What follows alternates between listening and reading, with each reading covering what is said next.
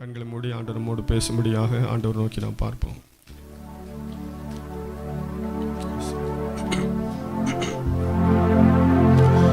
உம்மீது கொண்ட நேசம் அக்கினி ஜுவாலை என்றோ, உம்மீது கொண்ட நேசம் அக்கினி ஜுவாலை என்றோ, தண்ணீரும் வெள்ளங்களும்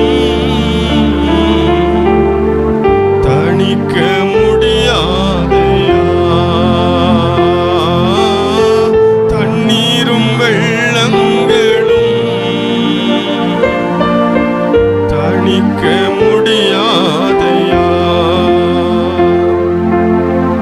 உமக்கு ஸ்தோத்திரம், உமக்கு ஸ்தோத்திரம், உயிருள்ள நாளெல்லாம் உமக்கு ஸ்தோத்திரம். ஆமென். உமக்கு ஸ்தோத்திரம், உமக்கு ஸ்தோத்திரம், உயிருள்ள நாளெல்லாம் உமக்கு ஸ்தோத்திரம். உமக்கு ஸ்தோத்திரம், உமக்கு ஸ்தோத்திரம், உயிருள்ள நாளெல்லாம் உமக்கு ஸ்தோத்திரம். உயிருள்ள நாளெல்லாம் உமக்கு ஸ்தோத்திரம். எங்களை அதிகமாக நேசிக்கிற அன்பின் பிதாவே, ஆசீர்வதிக்கப்பட்ட நேரத்தில் உங்களுடைய வேத வசனத்தை தியானிக்கும்படியாக நாங்கள் இங்கே கடந்து வந்திருக்கிறப்பா. எங்களோடு நீர் பேசும், எங்களுக்கு தேவையான பரலோக மன்னாவை நீ தாரும். இயேசுவின் மூலம் ஜெபம் கேளும் பிதாவே, ஆமென் ஆமென். கொஞ்ச நேரம் சிந்தனைக்காக முதலாவது ஒரு வசனத்தை நாம் வாசிக்கலாம். 1 கொரிந்தியர் 15ஆம் அதிகாரம் 58வது வசனத்தை வாசிக்கலாம். 1 கொரிந்தியர் 15:58. ஆகையால் எனக்கு பிரியமான சகோதரரே, கர்த்தருக்குள் நீங்கள் பாடுபடுகிற பிரயாசம் விருதாவாய் இராதென்று அறிந்து, நீங்கள் உறுதிப்பட்டவர்களாயும் அசையாதவர்களாயும் கர்த்தருடைய கிரியையிலே எப்பொழுதும் பெருகுகிறவர்களாயும் இருப்பீர்களாக. ஆமென். அல்லேலூயா. வாசித்த இந்த வசனத்திலே ஒரு வார்த்தையை, ஒரு வாக்கியத்தை நாம் தியானிக்க போகிறோம். அசையாதவர்களாயும் இருப்பீர்களாக. அல்லேலூயா. அசையாதவர்களாக இருக்க வேண்டும். ஆராதனையில் இல்லை, சிலர் ஆராதனையில் எப்படி இருப்பாங்க, ஆடாமல் அசையாமல் இருப்பாங்க. கை தட்ட மாட்டாங்க, பாட்டு பாட மாட்டாங்க. அந்த மாதிரி அதை சொல்லலை. அல்லேலூயா. ஆமாம், ஆராதனையில் அசையாமல் இருந்தால் வாழ்க்கை அசைஞ்சிரும். அல்லேலூயா. ஆகவே இங்கே சொல்லப்பட்டிருக்கிற அந்த அசையாத என்கிற வார்த்தை நம்முடைய வாழ்க்கையை குறிக்கிறது. அல்லேலூயா. அசையாதவர்களாயிருங்கள். நம்முடைய உள்ளான வாழ்க்கை, நம்முடைய ஆவிக்குரிய ஜீவியத்தில் நாம் அசையாமல் இருக்க வேண்டும். அப்படி அசையாமல் இருக்கும்போது தான் நாம் உண்மையாக ஆண்டவருக்கு சாட்சியாக நிற்க முடியும். அநேகருடைய வாழ்க்கை பல சூழ்நிலைகளிலே அசைந்து விடுகிறது. நம்மை அசைக்கும்படியாக சத்துருவானவன் அநேக காரியங்களை என்ன செய்வான், கொண்டு வருவான். அல்லேலூயா. ஆனால் என்ன வந்தாலும் நாம் என்ன செய்யக்கூடாது, அசையக்கூடாது. அல்லேலூயா. அசையாதவர்களாயிருங்கள். இங்கே ஒரு வசனத்தை கூட நான் வாசிக்கலாம். 1 தெசலோனிக்கேயர் 3ஆம் அதிகாரம் 2ஆம் வசனத்தை வாசிங்க. 1 தெசலோனிக்கேயர் 3:2. இந்த உபத்திரவங்களினாலே ஒருவனும் அசைக்கப்படாதபடிக்கு போதும் உங்களை திடப்படுத்தவும். அல்லேலூயா. அப்போ நம்முடைய வாழ்க்கையில நம்மை அசைத்து பார்ப்பதற்கு உபத்திரவங்கள் வரலாம், உபத்திரங்கள் வரும். அல்லேலூயா. அப்படி உபத்திரவங்கள் வந்து நம்மை அசைத்து பார்க்கும்போது நாம் என்ன செய்ய வேண்டும், அசையாமல் இருக்க வேண்டும்.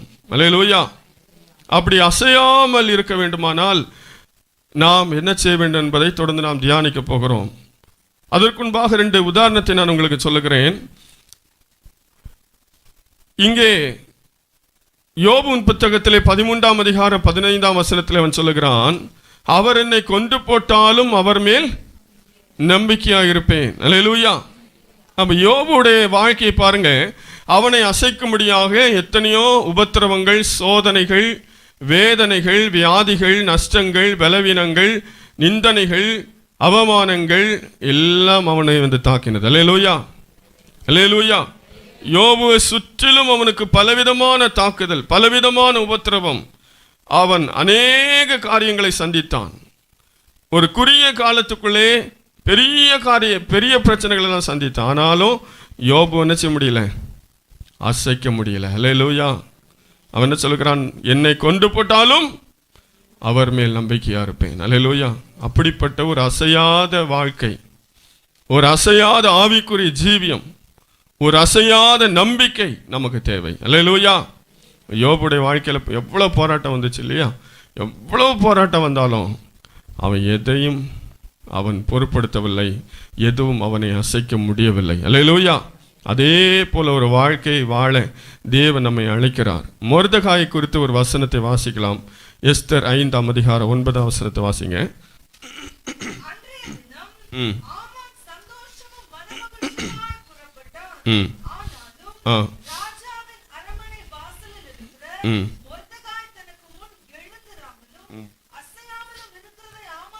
ஆமென். அசையாமலும் இருக்கிறதை. அல்லேலூயா.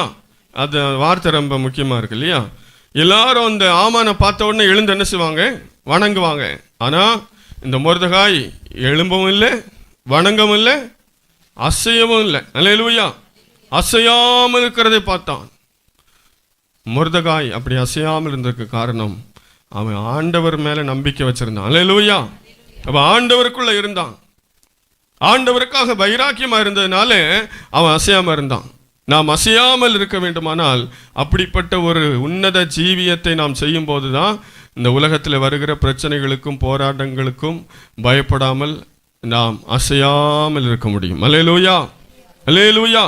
ஆகவே நாம் அசையாதவளாக இருக்க வேண்டும். வேதத்தில் வாசிக்கிறோம். 91ஆம் சங்கீதத்தில் 7ஆம் வசனத்தில் வாசிக்கும் போது வாசிக்கலாம். உன் பக்கத்தில் 1000 பேரும் உன் வலதுபுறத்தில் 10000 பேர் விழுந்தாலும் அணுகாது, உன் கண்களால் மாத்திரம். ஆமென். அல்லேலூயா. உன் பக்கத்தில் 1000 பேரும் வலதுபுறத்தில் 10000 பேர் விழுந்தாலும் அது உன்னை அணுகாது. அல்லேலூயா. அப்ப ஆண்டவருக்குள்ள இருக்கும்போது நம்மை எதவாலும் அசைக்க முடியாது. அல்லேலூயா. இப்படிப்பட்ட அசையாத ஒரு வாழ்க்கை வாழ்வதற்கு நாம் என்ன செய்ய வேண்டும்? யார் இப்படிப்பட்ட அசையாத வாழ்க்கை வாழ முடியும் என்று சொல்லி நாம் தியானிக்க போகிறோம். 125ஆம் சங்கீதத்திலே 1ஆம் வசனத்தை வாசிங்க. 125ஆம் சங்கீதம் 1ஆவது வசனம். கர்த்தரை நம்புகிறவர்கள் என்றென்றைக்கும் அசையாமல் நிலைத்திருக்கும் சீயோன் பர்வதத்தை போல் இருப்பார்கள். அல்லேலூயா. சீயோன் பர்வதம் என்று சொன்னால் அது ஒரு மலை. அல்லேலூயா. அப்போ மலை என்ன செய்யாது?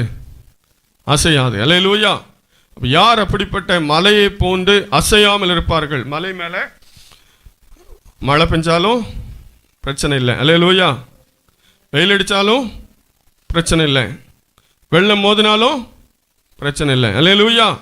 ஆமாம், மலை அது அசையாமல் இருக்கும். அப்போ கர்த்தரை நம்புகிறவர்கள் அசையாமல் நிலைத்திருக்கும் சீயோன் பர்வதத்தை போல இருப்பார்கள் என்று நாம் அங்கே வாசித்தோம். ஆகவே நாம் எப்போது அசைக்கப்படாமல் இருக்க முடியும்?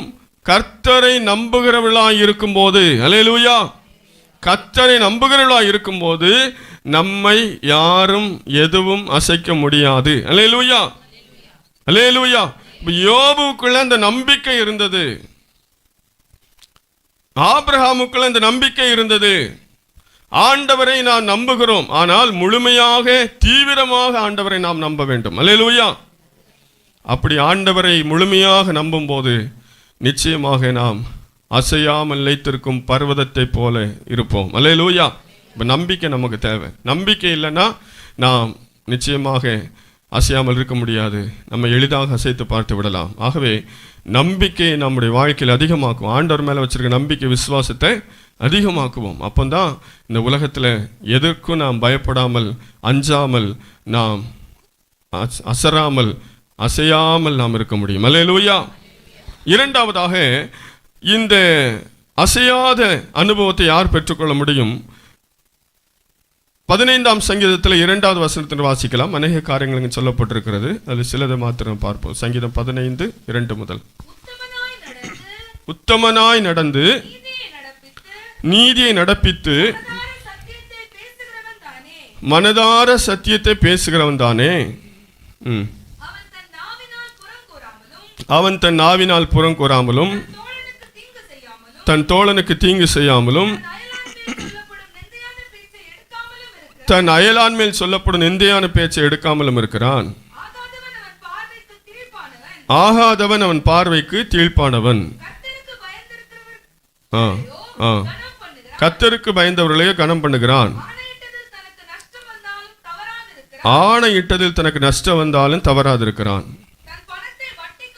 தன் பணத்தை வட்டிக்கு கொடாமலும் பரிதானம் வாங்காமலும் இருக்கிறான். இப்படி செய்கிறவன் என்றென்றைக்கும் அசைக்கப்படுவதில்லை. அல்லேலூயா, அல்லேலூயா. அப்போ 2வது வசனத்திலிருந்து 5ஆம் வசனம் வரைக்கும் வாசிக்கும் போது இப்படி செய்கிறவன் அசைக்கப்படுவதில்லை. வெறுமையான நம்பிக்கை மட்டும் நம்ம வச்சிருந்தா போதாது. இதில் சொல்லியிருக்கிறதான காரியங்கள் எல்லாம் நம்ம வாழ்க்கையில் இருக்க வேண்டும். உத்தமமாய் நாம் நடக்க வேண்டும். அல்லேலூயா. உத்தமம் என்று சொன்னால் உண்மையை குறிக்கும். உண்மையாய் ஆண்டவரை பின்பற்றுதல், உண்மையாய் ஆண்டவரை ஆராதித்துதல், உண்மையாய் நம்முடைய வாழ்க்கையில் ஒவ்வொரு காரியத்தையும் நான் செய்கிறது. உத்தமனாய் நடக்கிறவன் என்ன செய்ய மாட்டான்? அசைக்கப்பட மாட்டான். அல்லேலூயா. நீதியை நடப்பித்து மனதார சத்தியத்தை பேசுகிறவன் அவன் தன் நாவினால் புறங்கூற மாட்டான். அல்லேலூயா. புறங்கூறாம இருந்தா நம்ம யாரும் அசைக்க முடியாது. புறங்கூறவர்களாக இருந்தால் நம்ம அசைத்து விடலாம். தன் அயலான் மேல் சொல்லப்படும் நிந்தையான பேச்சை எடுக்காமல் இருக்கிறான். அல்லேலூயா. இன்னொருத்தருக்கு மேலே சொல்கிற வார்த்தையை, நிந்தையான காரியங்களை நம்ம நினைச்சக்கூடாது, பெருசாக எடுத்துக்கூடாது. அல்லேலூயா. ரொம்ப ஆர்வமாக கேட்குறவங்களா இருந்தால் நம்ம ஈஸியாக பிசாசு அசைச்சிருவோம். அல்லேலூயா. இன்னொருத்தருடைய காரியத்தை ஒருத்தர் நம்ம காதில் சொல்லலாம். சொல்லும்போது நம்ம சும்மா என்ன செய்யணும், அப்படி கேட்டுட்டு விட்டுறணும். அல்லேலூயா. அதை ரொம்ப ஆர்வமாக கேட்டு சொல்லுங்கள் நான் சரியாக கவனிக்கல, இன்னொருத்தையும் சொல்லுங்கள் அப்படின்னு சொல்லி ரொம்ப தெளிவாக கேட்டு, அப்புறம் வீட்டில் போய் உட்காந்து சாப்பிடும் போதும், உட்காரும் போதும், படுத்திருக்கும் போதும், நடக்கும் போதும் அதையே தியானித்து இப்படியான்னு தியானித்து, அல்லேலூயா, அதையே கற்பனை கதையாக்கி அதை இன்னொருத்தர்கிட்ட போய் சொல்லி, இது இல்லை இன்னும் யாராக இருக்கட்டும், அடுத்தவங்களை பற்றி நம்மகிட்ட ஒருத்தவங்க சொல்கிறாங்கன்னா அப்படின்னு கேட்டுட்டு அதை அப்படியே விட்டுறணும். அதை ஒரு பெருசாக எடுத்து தியானிச்சுட்டுலாம் இருக்கக்கூடாது. அல்லேலூயா.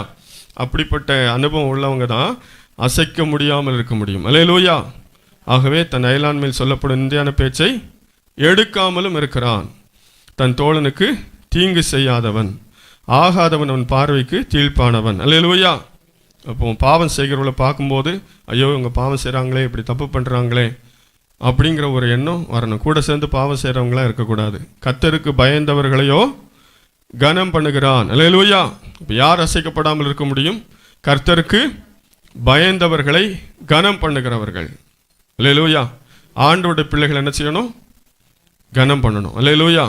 ஆண்டவருடைய பிள்ளைகளை மதிக்கணும். அவங்க விசுவாசியாக இருந்தாலும் சரி, ஊழியக்காரங்களாக இருந்தாலும் சரி, எல்லாரும் ஆண்டோடைய பிள்ளைகள் தான். ஆண்டோடைய பிள்ளைகளை என்ன செய்யணும்? கனம் பண்ணி மதித்து நடக்கும்போது நாம் அசைக்கப்படாத ஒரு வாழ்க்கை வாழ முடியும். அல்லேலூயா. ஆணையிட்டதில் நஷ்டம் வந்தாலும் தவறாதிருக்கிறான். அல்லேலூயா. அவன் வார்த்தையில் தவறக்கூடாது, மாற்றி பேசக்கூடாது. அது சபையில் இருந்தாலும் சரி, வீட்டில் இருந்தாலும் சரி, வேலை செய்கிற இடத்துல இருந்தாலும் சரி, சொல்கிற வார்த்தையை காப்பாற்றணும். அல்லேலூயா. சும்மா வாயில் வந்தெல்லாம் சொல்லி மாற்றி என்ன செய்யக்கூடாது?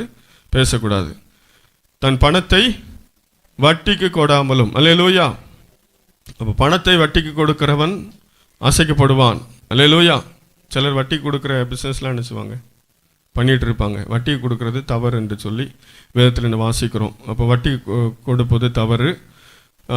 பரிதானம் வாங்குவது தவறு. இப்படிப்பட்ட காரியம்லாம் யார் செய்யாமல் இருக்கிறாங்களோ அவங்க தான் வாழ்க்கையில் அசைக்கப்படாமல் இருக்க முடியும். அல்லேலூயா. இதில் தவிர்க்க வேண்டிய சில காரியங்களும் இருக்கிறது, செய்ய வேண்டிய சில காரியங்களும் இருக்கிறத வாசித்தோம். நான் வேகமாக உங்களுக்கு நான் அதை சொல்லி கொண்டு வருகிறேன். இதை நம்ம தியானிச்சோன்னு சொன்னால் இன்றைக்கி பிரசங்கம் இதில் முடிஞ்சிடும், உங்களுக்கு தெரியும். ஆகவே இதை வீட்டில் போய் நல்லா அடிக்கடி இந்த சங்கீதம்லாம் வாசிக்கணும். அல்லேலூயா. இப்படிப்பட்ட காரியங்களை பின்பற்றுகிறவர்கள் அசைக்கப்படாமல் வாழ முடியும். அல்லேலூயா. ஆகவே இன்னும் ஒரு வசனத்தை வாசிக்கலாம். நீதிமொழிகள் 10வது அதிகாரம் 30வது வசனம். நீதிமொழிகள் 10:30. நீதிமான் என்றும் அசைக்கப்படுவதில்லை. துன்மார்க்கர் பூமியில் வசிப்பதில்லை. நீதிமான் என்றும் அசைக்கப்படுவதில்லை. இப்ப யார் நீதிமான்? இந்த 15ஆம் சங்கீதத்தில் வாசம் இல்லையா, அவங்க தான் நீதிமான். அல்லேலூயா. இந்த 15ஆம் சங்கீதத்தில் நம்ம வாசித்த இந்த 4 வசனங்களிலும் சொல்லப்பட்ட காரியங்களை யார் சரியாக கடைபிடிக்கிறார்களோ, அதன் அடிப்படையிலே அவர்கள் வாழுகிறார்களோ, அவர்கள் தான் நீதிமான்கள். அப்படிப்பட்ட நீதிமான் ஒரு நாளும் அசைக்கப்படுவதில்லை. அல்லேலூயா, அல்லேலூயா. ஆகவே கர்த்தரை நம்பும்போது நாம் அசையாமல் இருக்க முடியும். நீதிமான்களாக வாழும்போது நாம் அசையாமல் இருக்க முடியும். மூன்றாவதாக 16வது சங்கீதம் 8வது வசனத்தை வாசிங்க.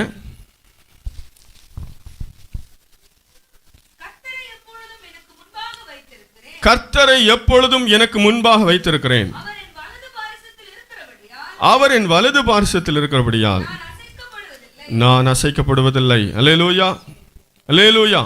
தாவீது சொல்லுகிறார், கர்த்தரை எப்பொழுதும் எனக்கு முன்பாக வைத்திருக்கிறேன், அவர் என் வலது பாரிசத்தில் இருக்கிறபடியால் நான் அசைக்கப்படுவதில்லை. இப்போ யார் அசைக்கப்படாமல் இருக்க முடியும் அப்படின்னா, ஆண்டவரை எப்போதும் நமக்கு முன்பாக வைத்திருக்கிறது. அல்லேலூயா. அதுக்காக ஒரு இயேசுவான ஃபோட்டோ எடுத்து முன்னாடி வச்சுட்டு பூஜை பண்ணிட்டு இருக்கக்கூடாது. அல்லேலூயா. வாழ்க்கையில் எல்லாத்துலேயும் ஆண்டவரை முன்னிலைப்படுத்தணும், ஆண்டவருக்கு முக்கியத்துவம் கொடுக்கணும், அதிகமாக ஆண்டவருடைய சிந்தனை நமக்குள்ள வரணும். அல்லேலூயா. காலையில் விழிக்கும் போது உம்முடைய சாயலால் திருப்தி ஆவேன் என்று சொல்லி தாவீது சொல்லுகிறார். அல்லேலூயா. முதல்ல நம்ம எல்லாத்துலேயும் முதல்ல யாருக்கு இடம் கொடுக்கணும்? ஆண்டவருக்கு இடம் கொடுக்கணும். அல்லேலூயா. ஒரு நாள் ஆரம்பிக்கும் போது காலையில் எழுந்த உடனே நினச்சக்கூடாது செல்ஃபோன் எடுத்து பார்க்குறது, நியூஸ் பேப்பர் வாசிக்கிறது, டிவி ஆன் பண்ணி ஏதாவது பார்த்துட்டு இருக்கிறது. காலையில் முதல்ல நம்ம என்ன செய்யணும்? ஆண்டவருக்கு நம்ம இடம் கொடுக்கணும். அல்லேலூயா. இதை போல் காலையில் மட்டும் இல்லை, நம்ம ஒவ்வொரு காரியத்தை செய்யும் போதும் ஆண்டவரை முன்னிலைப்படுத்தி ஆண்டவருக்கு முக்கியத்துவம் கொடுத்து என்ன செய்ய வேண்டும்? நாம் செய்ய வேண்டும். அல்லேலூயா. எல்லாத்தையும் சேர்ந்து ஐயையோ ஜெபம் பண்ண மறந்துட்டனே, அல்லேலூயா, இப்படி நினைக்கிறோம். எல்லாம் முடிச்சுட்டு ஐயையோ ஜெபம் பண்ண மறந்துட்டனே, ஐயையோ பாஸ்டர்ட்ட சொல்ல மறந்துட்டனே, நான் எல்லாம் முடிச்சிட்டனே, இப்படி நினச்சா பிசாசு அசைச்சிருவான். அல்லேலூயா.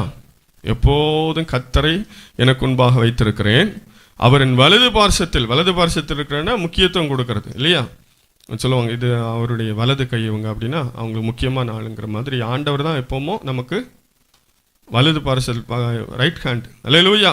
ஃபஸ்ட்டு அவருக்கு தான் எப்போதும் முக்கியத்துவம். அல்லேலூயா. அவருக்கு அடுத்தது தான் எல்லாமே. அல்லேலூயா. ஆண்டவருக்கு அடுத்தது தான் எல்லாமே. அப்படி நினச்சி வாழ்கிற யாரையும் எதுவும் அசைக்க முடியாது. அல்லேலூயா.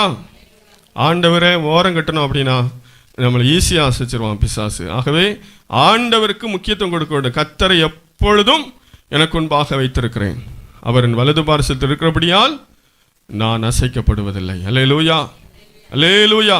4வதாக வாசிக்கலாம். லூக்கா எழுதின சுவிசேஷம் 6ஆம் அதிகாரம் 47, 48 ஆகிய வசனங்களை வாசிக்கலாம்.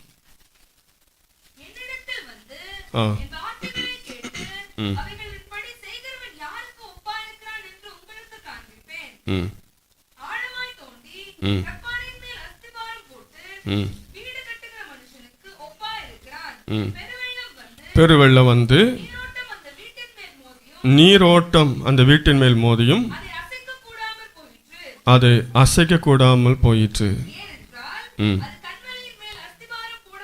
அது கன்மலையின் மேல் அஸ்திபாரம் போடப்பட்டிருந்தது. அல்லேலூயா, அல்லேலூயா. இங்கே 2 விதமான வாழ்க்கையை குறித்து ஆண்டவராக இயேசு கிறிஸ்து உவமை மூலமாக சொல்லுகிறார். ஆண்டவருடைய வசனத்தை கேட்டு அதன்படி செய்கிறவர்கள், அவருடைய வசனத்தை கேட்டும் அவைகளின்படி செய்யாதவர்கள், 2 கூட்டம் இருக்கு. அல்லேலூயா. இயேசுவை பின்பற்றி போகிறவர்கள 2 கூட்டம் இருந்துச்சு. எல்லாரும் தான் வசனத்தை கேட்டாங்க. அல்லேலூயா. அப்போ இன்னைக்கு நீங்க எல்லாரும் பிரசங்கத்தை கேட்டுட்டு இருக்கீங்க. இதுல எத்தனை பேர் செய்றீங்க அப்படிங்கிறது தான் ஆண்டவர் முக்கியமாக எதிர்பார்க்கிறார். அல்லேலூயா. ஒரு குரூப் வசனத்தை கேட்குது, அந்த வசனத்தை செய்கிறாங்க, வசனத்தின்படி நடக்கிறாங்க. இன்னொரு கூட்டம் வசனத்தை கேட்குறாங்க, ஆனால் கேட்குற எதுபடியும் நடக்கிறதே இல்லை. அல்லேலூயா.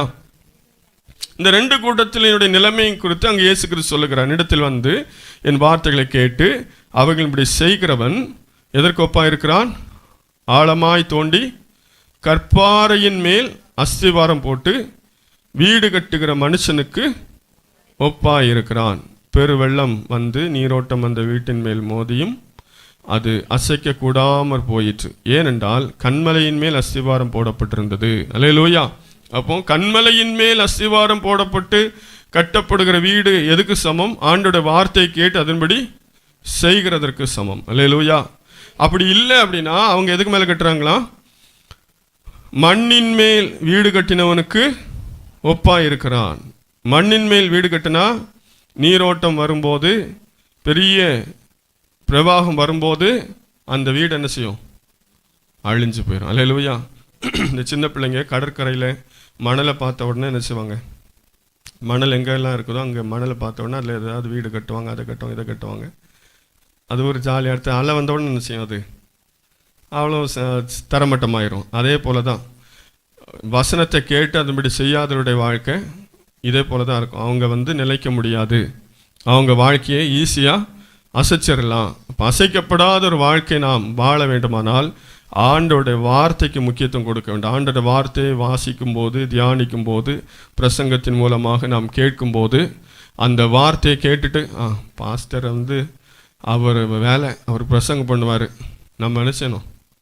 கேட்டுட்டு போயிட்டு முடிஞ்சால் பார்க்கலாம், இல்லைன்னா இப்போ என்ன அப்படின்னு ஒரு நிர்விசாரமாக நம்ம விட்டுட்டோம் அப்படின்னா பிரச்சனை வரும்போது நம்ம வீடு தாக்கு பிடிக்காது, நம்ம வாழ்க்கை தாக்கு பிடிக்காது. அல்லேலூயா. அது அழிந்து போகும். ஆனால் அந்த வசனத்தின்படி யார் செய்கிறார்களோ, யார் தங்களை கட்டி எழுப்புகிறார்களோ அவர்களை எத்தனை பெரிய மழை, பெரிய வெள்ளம் வந்தாலும் அது அசையாமல் இருக்கும். அல்லேலூயா. அசைக்க கூடாமல் போயிட்டு என்று இங்கே வாசிக்கிறோம். ஆகவே நாம் ஆண்டோட வார்த்தையை கேட்டு அதன்படி செய்கிறவர்களாக இருக்க வேண்டும். அல்லேலூயா. ஆண்டோட வசனத்தின்படி நாம் செய்கிறோமா? ஆண்டோட வார்த்தைக்கு நாம் கீழ்ப்படுகிறோமா? அப்படி கீழ்ப்படிஞ்சா இந்த உலகத்தில் நம்மை யாராலும் அசைக்க முடியாது. எந்த பிசாசின் வல்லமையாலும் நம்ம அசைக்க முடியாது. அல்லேலூயா. அப்படிப்பட்ட அனுபவம் நமக்கு இல்லை அப்படின்னா நம்ம ஈஸியாக மணல் மேல் கட்டப்பட்ட வீட்டை போல ஈஸியாக நம்மளை அசைச்சிடலாம். நம்ம இருந்த இடம் கூட தெரியாமல் போய்விடும். அல்லேலூயா. அதன் மேல் மோதின உடனே அது விழுந்தது, விழுந்து முழுவதும் அழிந்தது. ஆகவே நம்முடைய ஆவிக்குரிய ஜீவியத்தில் நாம் நிலைத்திருக்க வேண்டும். ஆகவே நாம் என்ன செய்ய வேண்டும்? ஆண்டவரை நாம் முழுமையாக நம்ப வேண்டும். நீதிமான்களாக நாம் வாழ வேண்டும். எப்போதும் கர்த்தரை நமக்கு முன்பாக வைத்து அவருக்கு முக்கியத்துவம் கொடுக்க வேண்டும். வலது பார்சத்தில் அவரை வைத்திருக்க வேண்டும். அவருடைய வார்த்தையை கேட்டு அதன்படி செய்கிறவர்களாக இருக்க வேண்டும். அல்லேலூயா. எவ்வளோ சத்தியத்தை கேட்குறோம், ஆனால் நம்ம சத்தியத்தின்படி நடக்கிறோமா? அப்படி நடந்தால் தான் நம்ம அசைக்க முடியாத ஒரு வாழ்க்கை வாழ முடியும். அல்லேலூயா. பேதுரு குறித்து நாம் வேதத்தில் பார்க்கும்போது வாசிக்க வேண்டாம், நான் வேகமாக சொல்லுகிறேன். இங்கே பேதுரு குறித்து வாசிக்கும் போது, பேதுருடைய ஆவிக்குரிய ஜீவியத்தை குறித்து நான் வாசிக்கும் போது, பேதுரு இயேசு கிறிஸ்துவனை செய்தான் மறுதலித்தான். பேதுரு இயேசுவை மறுதலித்ததுக்கு காரணம் என்ன? அங்கே சீஷர்கள் எல்லாரும் இயேசு கிறிஸ்துவை விட்டு ஓடி போனார்கள். பேதுரு மட்டும் தூரத்தில் அவரை பின்பற்றி வந்திருந்தான். ஆகவே அவன் மறுதலிக்க வேண்டிய ஒரு சூழ்நிலை அங்கே வந்தது. அதற்கு என்ன காரணம்? இயேசு கிறிஸ்து அவரை காட்டி கொடுக்க, யூதாஸ் காரியத்தை காட்டி கொடுக்க முன்பதாக அவர் ஜெபிப்பதற்காக கடந்து போனார். அப்படி போகும்போது இந்த பேதுரு, யாக்கோபு, யோவான் 3 பேரையும் தங்க கூட கூட்டிகிட்டு போய் அவர் என்ன செய்தார்? நீங்கள் எங்கே இருந்து என்ன செய்யுங்க? விழித்திருங்கள், அப்படின்னா ஜெபம் பண்ணுங்க, நான் என்ன செய்கிறேன், கொஞ்சம் அப்புறம் போய் நான் ஜெபம் பண்ணுறேன் அப்படின்னு சொன்னார். ஆனால் இந்த பேதுரு, யாக்கோபு, யோவான் 3 பேர் என்ன செஞ்சாங்க? நல்லா நித்திரை மயக்கத்தினால அவர்கள் நல்லா தூங்கிட்டாங்க, நித்திரையாக இருந்தார்கள். இயேசு ஜபிக்க சொன்னார், இவங்க நல்லா நித்திரையாக இருந்தாங்க. அவர் 2 முறை வந்து பார்த்து 2 முறையும் அப்படி தான் இருந்தாங்க. அல்லேலூயா. 3வது முறையும் அப்படி தான் இருந்தாங்க. ஆகவே நீங்கள் ஜெபம் பண்ணதெல்லாம் போதும்னு சொல்லி கூட்டிகிட்டு போயிட்டார். அந்த நேரம் அவர் என்ன சொன்னார்? சோதனைக்குட்படாதபடிக்கு விழித்திருந்து ஜெபம் பண்ண வேண்டும். அல்லேலூயா. ஆகவே 1 மணி நேரமாவது நீங்கள் விழித்திருக்க கூடாதா என்று சொன்னார். அந்த நேரம் அவங்க தூங்குறதுனால அவங்க வாழ்க்கையில் சோதனையில் நிற்க முடியல. எல்லாரும் அவரை விட்டு நினைச்சிட்டாங்க, ஓடியே போயிட்டாங்க. ஒருத்தன் வஸ்திரமே இல்லாமல் ஓடிட்டானா, அவ்வளவு பயந்து ஓடிட்டான், வஸ்திரத்தையும் போட்டுட்டு ஓடிட்டான். இவன் என்ன செய்கிறான், தூரத்தில் என்ன நடக்குன்னு சொல்லி பார்த்துக்கிட்டே இருக்கிறான். இவனும் மறுதளிச்சிட்டான், எனக்கு தெரியவே தெரியாதுன்னு சொல்லி. அப்போ இயேசு கிறிஸ்து கூட யாருமே இல்லை. காரணம், அவங்க ஜபிக்க வேண்டிய நேரத்தில் ஜபிக்கலை, தூங்குனாங்க. அல்லேலூயா. இந்த உலகத்தில் அசைக்கப்படாத ஒரு வாழ்க்கை வாழணும்னு சொன்னால் அதற்கு 5வது முக்கியமான காரியம் ஜெபம். அல்லேலூயா. யார் ஜெபிக்கிறார்களோ அவர்கள் எதற்கும் அசைக்கப்பட முடியும், அவர்களை யாராலும் அசைக்க முடியாது. அல்லேலூயா. ஜெப வாழ்க்கை. யார் ஜெபிக்கிறார்களோ அவர்களை எதுவும் அசைத்து பார்க்க முடியாது. தானியேல் அதற்கு மிகப்பெரிய உதாரணம் இல்லையா? தானியேல் ஜெபிக்கிற ஒரு மனுஷன் நமக்கு தெரியும். தானியேல் ஜெபிக்கிற மனுஷனா இருந்ததுனால அவன் எதற்கும் பயப்படலை. அல்லேலூயா. அந்த பத்திரம் கையெழுத்தானதை அறிந்தும், அந்த வார்த்தை ரொம்ப முக்கியமானது. எந்த பத்திரம்? யாராகிலும் தங்கள் தேவரை நோக்கியோ யாரை நோக்கியோ இந்த 30 நாள் ஜபித்தாலும் அவங்கள சிங்க கபில போடணும் அப்படிங்கிற ஒரு மாறாத பிரமாணம் பத்திரத்துக்கு கையெழுத்தானது அவனுக்கு தெரியும். தெரிந்தும் அவன் ஜபித்தான். அல்லேலூயா. இப்போ அவனை யாரால் அசைக்க முடியல. காரணம், அவன் ஏற்கனவே ஜபிக்கிறவனா இருந்தான். ஆகவே அதற்கெல்லாம் பயப்படவே இல்லை. அல்லேலூயா. இந்த மாறாத இது சரியான ஒரு கட்டளை என்று அவனுக்கு தெரியும். ஆனாலும் அவன் ஜபித்தான். அல்லேலூயா. அவனுடைய வாழ்க்கையை அசைக்க முடியலை. அதுக்கு பிறகு அவனுக்கு சிங்கக்கபி தீர்ப்பு வந்துருச்சு இல்லையா? அவன் குற்றவாளின்னு சொல்லி அவங்க சொல்லிட்டாங்க. இப்போது சிங்கக்கபியில் அவன் போட போகும்போது அவன் எங்கேயாவது கெஞ்சினானா, அழுதானா, அப்படி தான் சொல்லப்பட்டிருக்கா? தவணை கேட்டானா? எதுவும் சொல்லலை. அவன் தைரியமாக போனான். அல்லேலூயா. அல்லேலூயா. அல்லேலூயா. ஆமாம், சிங்கக்கபிக்கு அவன் கம்பீரமாக தான் போனான். அவன் பயந்ததாகவோ துடித்ததாகவோ மன்னிப்பு கேட்டதாகவோ அலறினதாகவோ பேதுருவை போல மறுதளித்ததாகவோ அங்கே சொல்லப்படலை. காரணம், அவனுடைய ஜெப வாழ்க்கை. அல்லேலூயா. ஜெபம் ரொம்ப முக்கியம். அவனுடைய ஜெப வாழ்க்கை எதை குறித்தும் அவனை கவலைப்பட வைக்கவில்லை, எதற்கும் பயப்பட அனுமதிக்கவில்லை. அவன் எதை கண்டும் அஞ்சலை. அல்லேலூயா. காரணம் வேறு எதுவும் இல்லைங்க, நம்மளை மாதிரி சாதாரண ஒரு மனுஷன்தான். ஆனால் அவன் ஜெபிக்கிற மனுஷனாக இருந்ததுனால அவனை தேசமே எதிர்த்தும் அவனை ஒன்றும் செய்ய முடியவில்லை. சிங்கக்கபில போட்டாங்க. சிங்கம் அவனை என்ன செய்யலை? ஒன்றும் செய்யலை. அல்லேலூயா. சிங்கங்கள் சேதப்படுத்தாதபடிக்கு கர்த்தர் தம்முடைய தூதனை கட்டளையிட்டு சிங்கத்தின் வாய்களெல்லாம் கட்டி போட்டார். எல்லாம் அமைதியாயிடுச்சு தானியேல் உள்ள போகும்போது. அதே சிங்கம் எப்படிப்பட்டதுன்னு சொல்லி உங்களுக்கு கீழே வாசிக்கும் போது தெரியும். அவனை குற்றம் சாட்டின மனுஷரெல்லாம் ஃபேமிலியாக உள்ளே போட்டாங்களாம். எத்தனை ஃபேமிலி உள்ளே போச்சுன்னு தெரியல, பெரிய கூட்டம் போயிருக்கு. அவங்க கீழே போய் சேர்றதுக்கு முன்னாடியே இந்த சிங்கங்கள் எல்லாம் என்ன செய்யுச்சு, சாப்பிட்டு ஒன்று கூட கீழே மீதியாக போகலையாம். அதுக்கு முன்னாடியே சாப்பிட்டுருச்சு. அப்போ அவ்வளோ பயங்கரமான இந்த சிங்கங்கள் தானியேல் உள்ளே போகும்போது எதுவுமே பண்ணலை. அல்லேலூயா. காரணம் அவனுடைய ஜெப வாழ்க்கை. அல்லேலூயா. நீங்கள் ஜெபிக்கிறவர்களாக இருந்தால் சிங்கங்களின் வாய்களை கட்டலாம். அல்லேலூயா. நீங்கள் ஜெபிக்கிறவங்களாக இருந்தால் எத்தனை பேர் உங்களுக்கு எதிராக வந்தாலும் நீங்கள் பயப்படாமல் இருக்கலாம். ஜெபம் இல்லைன்னா ஆடி போயிடுவீங்க. ஜெபம், தானியேலுடைய வாழ்க்கையில் ஜெபம் ரொம்ப முக்கியமானது. அவன் ராஜாக்களுக்கோ ராஜ்யங்களுக்கோ தேசத்திற்கோ அவனுக்கு விரோதமாக எழும்பின மனிதர்களுக்கோ சிங்கத்திற்கோ அவன் பயப்படலை. காரணம், அவனுக்குள்ள இந்த ஜெப அனுபவம். எலியா நம்மை போல பாடுள்ள மனுஷனாக இருந்தாலும் கருத்தாய் ஜெபித்த பொழுது வானம் திறக்கப்பட்டது, வானம் அடைக்கப்பட்டது. அல்லேலூயா. நாம் சாதாரணமான மனிதர்கள் தான். ஆனால் நாம் ஜெபிக்கிறவர்களாக இருக்கும்போது அசாதாரணமான மனிதர்களாய் நாம் மாறிவிடுவோம். அல்லேலூயா. அல்லேலூயா. ஆகவே ஜெபம் ரொம்ப முக்கியம். இன்னைக்கு கிறிஸ்தவ வாழ்க்கையில் ஜெபம் தான் ரொம்ப குறைந்து காணப்படுகிற ஒரு அனுபவம். ஜெபம் ரொம்ப குறைவு. வேற எல்லாத்துக்கும் இப்போ நேரம் இருக்குது, ஜெபிக்க நேரம் இல்லை. கொஞ்ச நாளைக்கு முன்னாடி உள்ள கிறிஸ்தவங்களை பார்த்தீங்கன்னா அவங்க அதிகமாக ஜெபிக்கிறவர்களாக இருந்தாங்க. அல்லேலூயா. ஆனால் இன்னைக்கு நம்ம அவங்கள போல எல்லாம் வாழணும் அப்படிலாம் நம்ம நினைக்கிறோம். ஜெபிக்காமல் வாழ முடியாது. அல்லேலூயா. ஆகவே ஜெபம் நம்முடைய வாழ்க்கையில் மிகவும் முக்கியமானது. நாம் ஜெபிக்கிறவர்களாக இருக்கும்போது நிச்சயமாக அசைக்கப்படாத ஒரு வாழ்க்கையை நாம் வாழ முடியும். கண்களை மூடி ஆண்டவர் நோக்கி நாம் பார்ப்போம். ஆமென். அசையாதவர்களாயிருங்கள் என்று நாம் அங்கே வாசித்தோம். யோபு, மொர்தெகாய், தாவீது, இவர்கள் எல்லாரும், தானியேல், எவ்வளவு போராட்டங்கள் பிரச்சனைகள் வந்தும் அவர்களை அசைக்க முடியவில்லை. காரணம் அவருடைய வாழ்க்கை. நம்முடைய ஆவிக்குரிய ஜீவியம் அசைஞ்சு போயிடுச்சுன்னா இந்த சரீர பிரகாரமான வாழ்க்கையும் அசைஞ்சிடும். ஆகவே கர்த்தரை நம்புகிறவர்கள் அசைக்கப்படுவதில்லை, நீதிமான்களாய் வாழ்கிறவர்கள் அசைக்கப்படுவதில்லை, கர்த்தரை எப்போதும் நமக்கு முன்பாக வைத்திருக்கிறவர்கள் அசைக்கப்படுவதில்லை, கர்த்தருடைய வார்த்தையை கேட்டு அதன்படியே செய்கிறவர்கள் அசைக்கப்படுவதில்லை, ஜெபிக்கிறவர்கள் அசைக்கப்படுவதில்லை. அருமையான தேவனுடைய பிள்ளைகளை, இந்த 5 காரியத்தை நம்முடைய மனதில் வைத்துக் கொள்வோம். 5 காரியத்தை தொடர்ந்து நாம் பின்பற்றும் போது என்ன வந்தாலும் சரி, பெரிய வெள்ளம் வரலாம், மழை வரலாம், புயல் வரலாம், இதெல்லாம் பிரச்சனைகள்.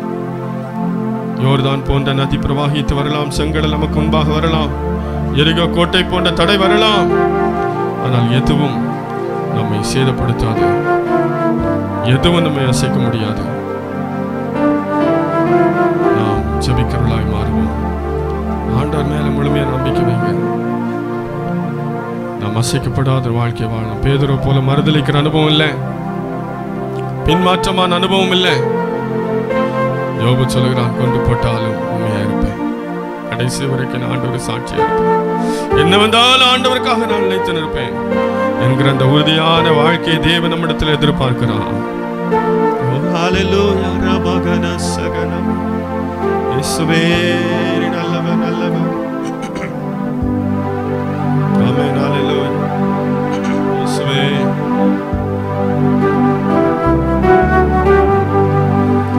அசைக்கப்படுவதில்லையே, நானும் அசைக்கப்படுவதில்லையே, கர்த்தருக்குள் இருப்பதாலே நானும் அசைக்கப்படுவதில்லையே, அசைக்கப்படுவதில்லையே, நானும் அசைக்கப்படுவதில்லையே, கர்த்தருக்குள் இருப்பதாலே நானும் அசைக்க